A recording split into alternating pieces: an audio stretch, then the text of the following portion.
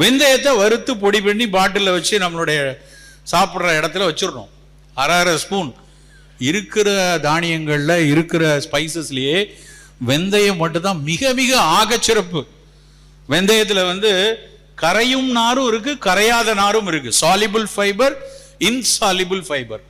Soluble fibre இதயத்தில் மாரடைப்பு வராமல் தடுக்கும். இன்சாலிபிள் ஃபைபர் மலத்தை தள்ளும், குடலுக்குள்ள போய் நீரை பூரா உறிஞ்சி வெளியே தள்ளிடும். பல சர்க்கரை நோயாளிகளுக்கு மலச்சிக்கல் மிகப்பெரிய பிரச்சனை. கேஸ்ட்ரோ பாரசிஸ்மாங்க, எதையாவது போட்டால் தான் சார் போகும். நான் டல்கோலாக்ஸ் போடவா, டுஃபலாக் போடவா, இல்லைன்னா பொன்னாவரையை சாப்பிடவா, நிலவாகையை சாப்பிடவா, காயம் மாத்திரை வாங்கி சாப்பிட்றேன். பல டயபெட்டிக் பீப்புள் செய்து கொண்டிருக்கிறார்கள். காரணம் என்னன்னா ஃபைபர் இல்லை. தினம் வெந்தயம் 10 கிராம் எடுத்து கொண்டிருந்தா கசப்பும் கிடைக்கும், மலமும் வெளியே நல்லா ஃப்ரீயா போகும்.